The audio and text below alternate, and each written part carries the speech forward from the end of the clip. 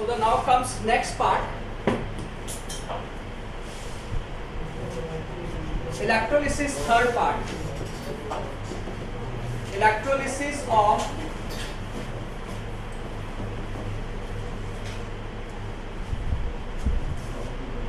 aqueous copper sulfate.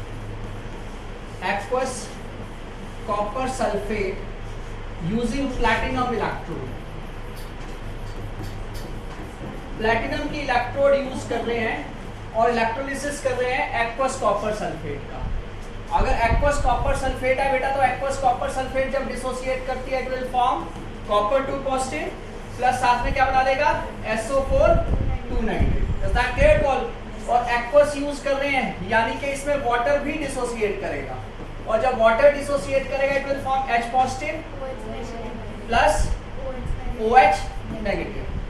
और जब हम इसका इलेक्ट्रोलिसिस कर रहे हैं तो हमने कैथोड पे देखना है कैथोड पे कौन आएगा और एनोड पे कौन आएगा. तो कॉपर 2 पॉजिटिव का इलेक्ट्रोड पोटेंशियल होता है 0.34 और हाइड्रोजन का होता है 0.0 यानी कि 0. तो किसका इलेक्ट्रोड पोटेंशियल ज्यादा है? कॉपर का. तो कॉपर 2 पॉजिटिव क्या करेगा? 2 इलेक्ट्रॉन गेन करके क्या बना देगा? Copper in solid state. Is that clear? समझ आ गई बात सबको? ठीक है, फाइन. नाउ एनोड पे ऑक्सीडेशन होगी. अब ऑक्सीडेशन के लिए हमें पता है एक सल्फेट आयन है और एक OH नेगेटिव. मैंने कल बताया था अगर ऑक्सीजन ज्यादा है तो वो नहीं ऑक्सीडाइज होगा, कम वाला ऑक्सीडाइज होगा. ठीक है, जिसमें कम ऑक्सीजन है वो ऑक्सीडाइज हो जाएगा, जिसमें ज्यादा है वो ऑक्सीडाइज नहीं होगा. Is that clear all?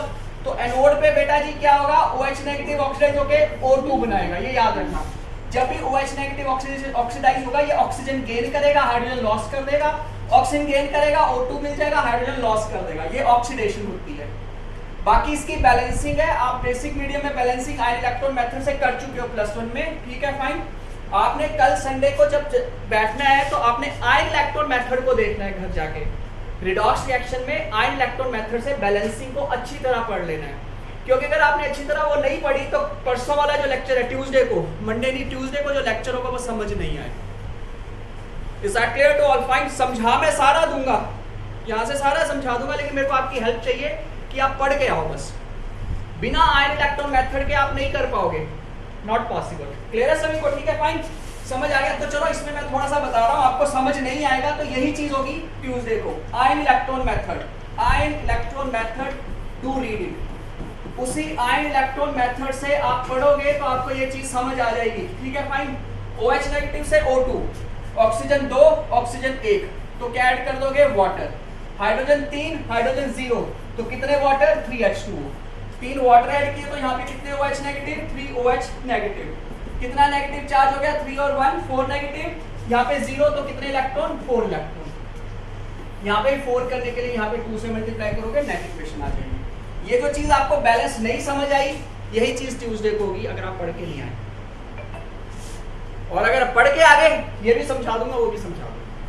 Is that clear to all? Fine. समझ गए? तो यहाँ पे आपको समझ आ गया कि इस केस में कैथोड पे कॉपर डिपॉजिट हो रही है और एनोड पे ऑक्सीजन लिबरेट हो रही है. समझ आ गई बात? ये समझ आ गया आपको? क्लियर है सभी को? किसका electrolysis? Aqueous copper sulphate using copper electrode, using platinum electrode. समझ आ गई बात? अब यहीं पे हम करते हैं एक और कि अगर हमने 4th वन करना है तो will see electrolysis of water, acidulated water. Now what is this acidulated water? Acidulated water की बात करते हैं तो इस केस में acidulated water को एसिड ऐड किया होगा वाटर में using platinum electrode. प्लैटिनम के इलेक्ट्रोड यूज किए होंगे और acidulated ordinary water जो होता है that is a bad conductor of electricity. जो ऑर्डिनरी पानी है ना वो गुड कंडक्टर नहीं होता, बैड कंडक्टर होता. पर उसमें थोड़ा बहुत एसिड डाल देते हो वो गुड कंडक्टर बन जाता है. Is that clear to all? Fine. यानी कि उसका इलेक्ट्रोलिसिस हो जाएगा. तो जब वाटर डिसोसिएट करेगा तो क्या बना देगा? H पॉजिटिव और OH नेगेटिव. और एसिड अगर यहाँ पे H2SO4 यूज किया है तो H2SO4 डिसोसिएट करेगा, क्या बना देगा? 2H positive plus SO4 2 negative. Cathode पे तो आपका टेंशन ही नहीं, दोनों सेम ही है. तो इस केस में क्या होगा? 2H पॉजिटिव 2 इलेक्ट्रॉन गेन करेंगे and it will lead to the formation of what? H2. Is that clear to all? Anode पे ऑक्सीडेशन होगी, कहानी वहीं पे आ गई.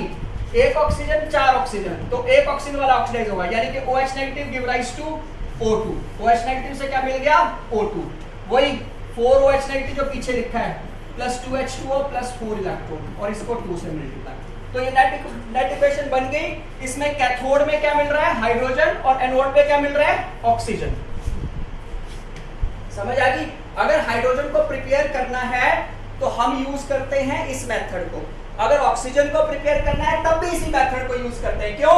क्योंकि एनोड पे ऑक्सीजन लिबरेट हो रही है और कैथोड पे हाइड्रोजन लिबरेट हो रही है। Is that clear to all? पर keep it in mind, acidulated is very important. अगर आपने एसिडिलेटेड किया है तभी ये इलेक्ट्रोलिसिस होगा, नॉर्मल वाटर में इलेक्ट्रोलिसिस नहीं होगा। Is that clear to all? समझ आ गई बात? कोई डाउट तो नहीं है? सबको क्लियर है? समझ आ गया सबको? ठीक है, fine. So now comes next part, अगला पार्ट, यूजिंग इनर्ट नहीं non inert electrode. Using non inert electrode, आपने अब जो इलेक्ट्रोड यूज किए हैं वो नॉन इनर्ट है, यानी कि अटैकिंग है। तो क्या होगा? तो पहला केस कर लेते हैं, नंबर 1,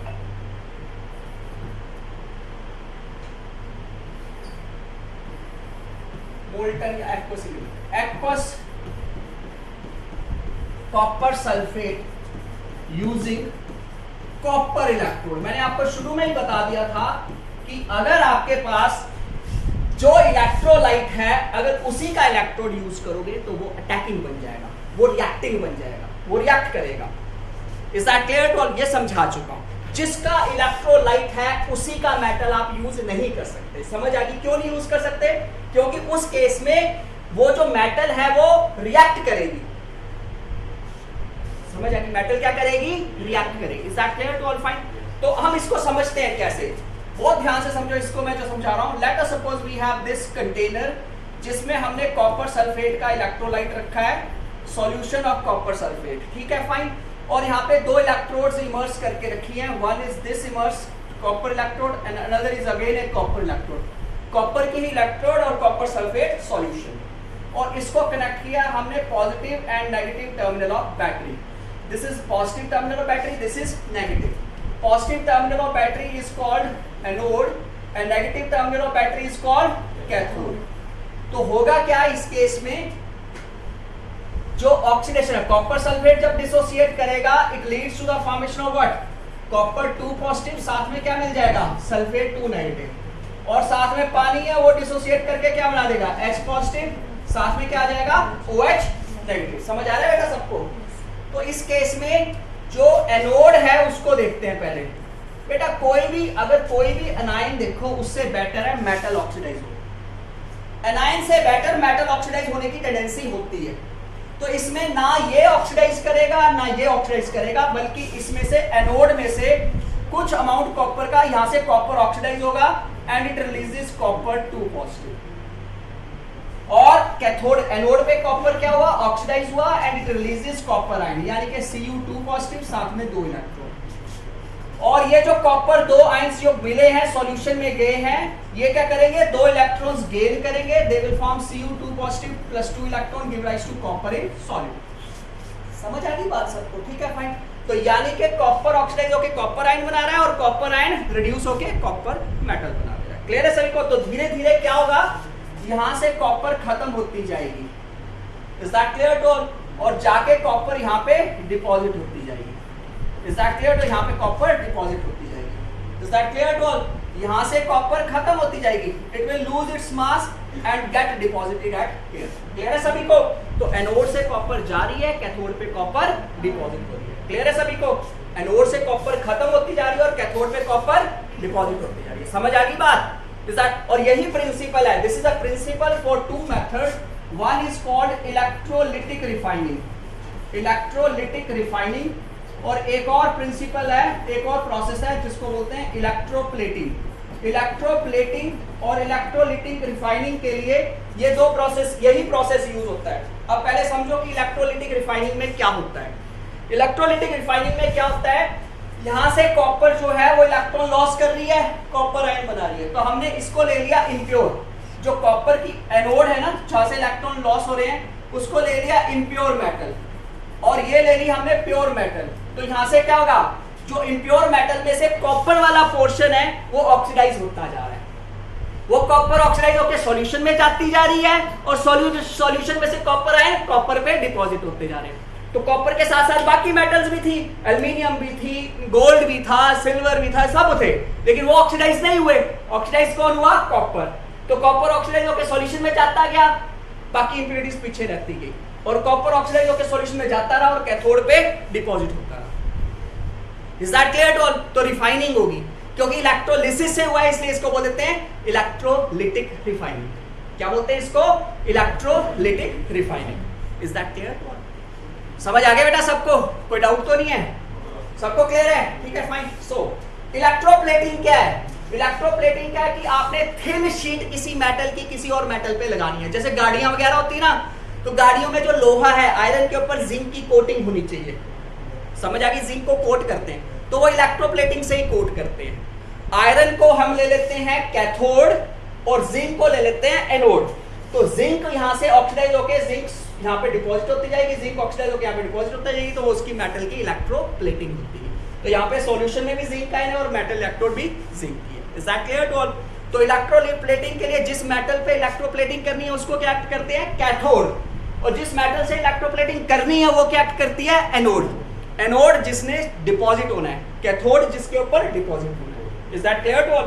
समझ आ गया सबको? ठीक है, fine. So this is how electrolytic refining and every process that works using copper electrode. यही मेटल अगर आप बोलो कि सिल्वर और सिल्वर नाइट्रेट का सॉल्यूशन लो, सिल्वर की इलेक्ट्रोड है, ठीक है, फाइन, और इलेक्ट्रोलाइट किसका है? सिल्वर नाइट्रेट का। तो आप समझ गए ये भी कॉपर की तरह बिहेव करेगा। एनोड पे क्या हो जाएगा? ऑक्सीडेशन। तो एनोड पे क्या होगा? Silver give rise to Ag positive plus electron, और कैथोड पे क्या होगा? Silver positive plus electron give rise to silver, क्योंकि जिस मेटल का इलेक्ट्रोलाइट है उसी का ही इलेक्ट्रोड है। जैसे कॉपर था वैसे सिल्वर हो गया। हालांकि सिल्वर इनर्ट होती है, लेकिन यहाँ पे ये इनर्ट नहीं है। कॉपर में मैं समझा चुका हूँ, same process as it is done in copper. Is that clear? समझ आ गया बेटा? समझ? कोई डाउट है तो पूछ लो। सबको क्लियर है? ठीक है, fine. So now comes next part. Next part is laws of electrolysis. Faraday's law of electrolysis. Faraday laws of electrolysis. Faraday ने कुछ लॉ दिए इलेक्ट्रोलिसिस के लिए जिसको हमें समझना बहुत जरूरी है। Faraday का फर्स्ट लॉ क्या बोलता है? ध्यान से यहाँ पे Faraday बोलता है आपने कॉपर आयन लिए, कॉपर का इलेक्ट्रोलाइट लिया, वो कॉपर का मेटल डिपॉजिट होता गया। समझ आ गई बात सबको? ठीक है, फाइन। फैराडे बोलता है कितना मास किसी सब्सटेंस का डिपॉजिट हो रहा है किसी इलेक्ट्रोड में, ये किस पे डिपेंड करता है? डिपेंड करता है चार्ज पे। किसी सब्सटेंस का कितना मास डिपॉजिट होता है at a given electrode, that depends on quantity of charge. कितना चार्ज उसमें पास कर रहे हैं। Is that clear to all? थोड़ा चार्ज पास करेंगे थोड़ा डिपॉजिट होगा, ज्यादा चार्ज पास करेंगे ज्यादा डिपॉजिट होगा। Is that clear to all? थोड़ा इलेक्ट्रिसिटी सप्लाई करोगे थोड़ी डिपोजिशन होगी, ज्यादा इलेक्ट्रिसिटी सप्लाई करोगे ज्यादा डिपोजिशन होगी। समझ आ रहा है बेटा सबको? ठीक है, फाइन। तो इस केस में बोलता है mass of substance deposited at a given electrode is directly proportional to quantity of charge. जितना चार्ज उतना मास, जितना चार्ज उतना मास। क्लियर है सभी को? तो ये हम जानते हैं चार्ज किसके बराबर? Current into time. प्रोपोर्शनलिटी हटाया तो m is equal to z into i into t। z is what? Constant of proportionality, जिसको हम बोलते हैं electrochemical equivalent. It is called electrochemical equivalent. This is called z is called electrochemical equivalent. अगर इसको define करना है तो हम बोलेंगे अगर करंट 1 एम्पियर पास किया, कितने टाइम के लिए? 1 सेकंड के लिए। 1 एम्पियर करंट पास किया 1 सेकंड के लिए, तो z किसके बराबर हो जाएगा? m। z किसके बराबर हो जाएगा? m के बराबर हो जाएगा कि नहीं? ये भी 1 तो z is equal to m। तो z क्या है? कितना मास डिपॉजिट होगा अगर 1 एम्पियर करंट पास करेंगे 1 सेकंड के लिए। समझ आ गई? 1 एम्पियर करंट पास करेंगे 1 सेकंड के लिए, तो कितना मास डिपॉजिट होगा? That is called electrochemical equivalent. Q is the charge, charge should be in coulombs, current in ampere, time in second, and Z is electrochemical equivalent, M is what? Mass. M क्या है? Mass. समझ आ गई बेटा बात से? ये Faraday का फर्स्ट लॉ। कोई डाउट? क्लियर है सभी को? फैराडे का जो सेकंड लॉ है, सेकंड लॉ जो बोलता है वो बोलता है कि अगर आप एक से ज्यादा इलेक्ट्रोलिटिक सॉल्यूशन को सीरीज में कनेक्ट कर दो, जैसे ये एक इलेक्ट्रोलिटिक सॉल्यूशन, ये दूसरा इलेक्ट्रोलिटिक सॉल्यूशन, इसमें हमने रख दिया जिंक सल्फेट और यहाँ पे रख दिया हमने कॉपर सल्फेट। दो इलेक्ट्रोलिटिक सॉल्यूशन है, ये हमने सेम बैटरी से कनेक्ट कर दिए, they are connected to same battery, ये सेम बैटरी से कनेक्टेड है, जितनी इलेक्ट्रिसिटी इसको सप्लाई कर रहे हैं उतनी इसको सप्लाई कर रहे हैं। समझ आ गई? तो फर्स्ट लॉ के अकॉर्डिंग क्या होगा, सेम अमाउंट डिपॉजिट होगा, क्योंकि सेम इलेक्ट्रिसिटी है तो सेम अमाउंट डिपॉजिट, पर नहीं हुआ तो इसलिए सेकंड लॉ हुआ, बोलते हैं अगर सेम इलेक्ट्रिसिटी पास कर रहे हैं दो इलेक्ट्रोलिटिक सॉल्यूशन में तो कितना मास डिपॉजिट होगा, ये डिपेंड करता है उसके इक्विवेलेंट वेट पे। समझ आ गई? किस में डिपेंड करता है? Equivalent weight. Now what is this equivalent weight? Equivalent weight क्या चीज है? Equivalent weight is always equal to molar weight, equivalent weight is always equal to molar weight divided by valency. जैसे कॉपर जो है 2 positive, 2 electron gain करके copper बना रहा है सॉलिड, तो कॉपर का एटॉमिक मास होता है 63.5, तो इसका इक्विवेलेंट मास क्या हो जाएगा 63.5 डिवाइडेड बाय 2, क्योंकि 2 इलेक्ट्रॉन गेन कर रहा है। कितने इलेक्ट्रॉन लॉस या कितने इलेक्ट्रॉन गेन, उससे डिवाइड कर दो, इक्विवेलेंट मास आ जाएगा। समझ आ गया? मॉलिक्यूलर वेट को उसकी वैलेंसी से, वैलेंसी मतलब कितने इलेक्ट्रॉन लॉस या गेन करेगा, उससे डिवाइड कर दो, you will get equivalent weight. समझ आ गई बात सबको? ये क्लियर है बच्चे सबको? कोई डाउट तो नहीं है यहाँ तक? चलो फाइन। सो अब आपको समझ आ गया इसका फार्मूला क्या होगा। इसका फार्मूला होगा weight of copper divided by weight of zinc is equal to equivalent weight of copper divided by equivalent weight of zinc. समझ आ गई बात सबको? इक्विवेलेंट वेट ज्यादा होगा तो ज्यादा डिपॉजिट होगा, कम होगा तो कम डिपॉजिट होगा। जिसका जितना ज्यादा इक्विवेलेंट वेट उतना ही ज्यादा वो डिपॉजिट हो जाएगा।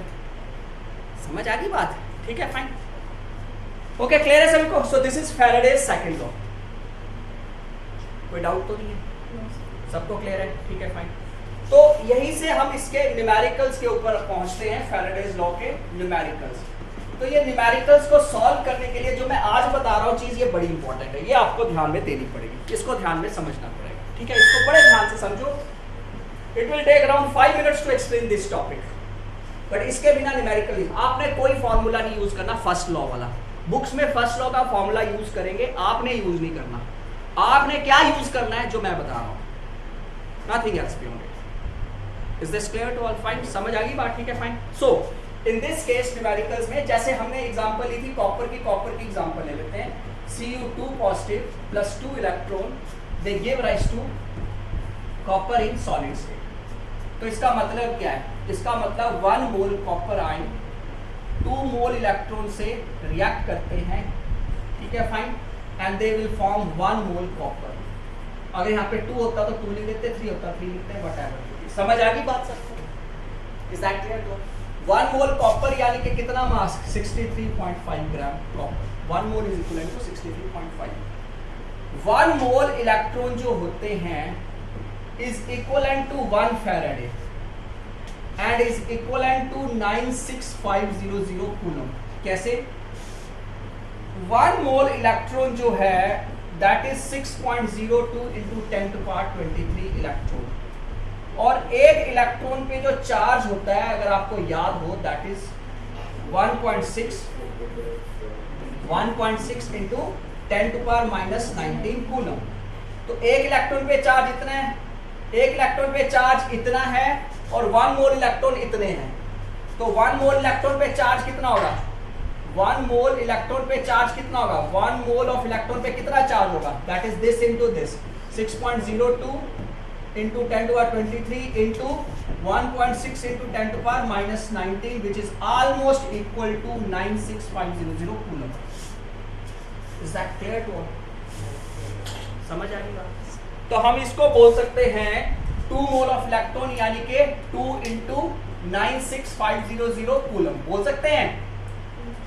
1 mole is equivalent to 1 faraday, तो 2 मोल किसके इक्वलेंट है? 2 फैराडे। समझ आ गई बात? क्लियर है सभी को? आपको पूछा जाए 40 ग्राम कॉपर को डिपॉजिट करने के लिए कितना चार्ज चाहिए? 40 ग्राम कॉपर को डिपॉजिट करने के लिए कितना चार्ज चाहिए? तो आपको यहां से पता है 63.5 ग्राम कॉपर को डिपॉजिट करने के लिए हमें 2 इंटू 96,500 कूलम चाहिए, तो 40 ग्राम के लिए कितना चाहिए?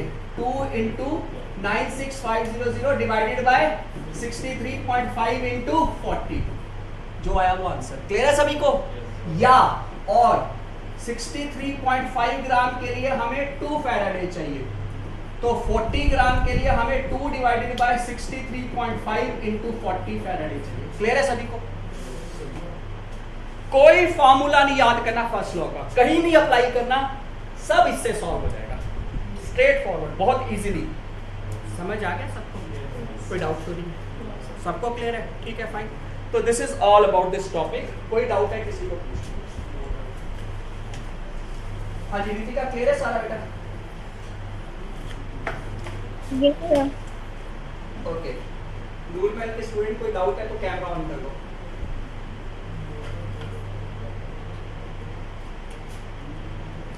ओके, इसको आप स्क्रीन नॉन ऑनलाइन वाले स्क्रीनशॉट दे सकते हैं इसका।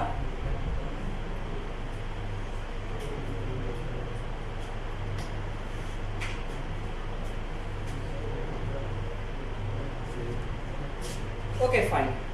एक और चीज इसमें, एक और चीज समझनी है, एक टर्म यूज होती है ओवर पोटेंशियल, ध्यान रखना है। There is a term which is called over potential. कल मैंने बोला था ओवर पोटेंशियल मैं कल समझाऊंगा। ओवर पोटेंशियल है क्या चीज? ओवर पोटेंशियल, जो आप वोल्टेज सप्लाई कर रहे हो ना, उस पे कोई सब्सटेंस ऑक्सीडाइज ना हो पाए, दैट इज ओवर पोटेंशियल। कोई सब्सटेंस जो उस वोल्टेज पे ऑक्सीडाइज ना हो पाए, वो बोलते हैं ओवर पोटेंशियल। जैसे OH नेगेटिव और SO4 में मैंने कल बताया था, ऑक्सीजन कम वाला ऑक्सीडाइज होगा, ज्यादा वाला ऑक्सीडाइज नहीं होगा, यही बताया था। तो इसका मतलब ये है कि जो SO4 नेगेटिव है वो ओवर पोटेंशियल है। SO4 को ऑक्सीडाइज करने के लिए जितनी वोल्टेज चाहिए उतनी है ही नहीं, आपको वोल्टेज अप करनी पड़ेगी। Is that clear? तो इसको बोलते हैं ओवर पोटेंशियल। तो आपने ये नहीं लिखना कि 4 ऑक्सीजन 3, गलत कर देगा टीचर। आपने लिखना है यहाँ पे over potential of, due to over potential of SO4 negative, बस ये लिखना है। OH नेगेटिव ऑक्सीडाइज हो रहा है due to over potential of SO4। Clear है सभी को?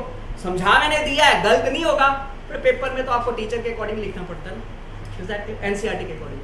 क्लियर है सभी को? ठीक है, फाइन। सो एनी हाउ आज के लिए इतना ही, बाकी हम स्टार्ट करेंगे। ओके, इसके स्क्रीनशॉट लेने के लिए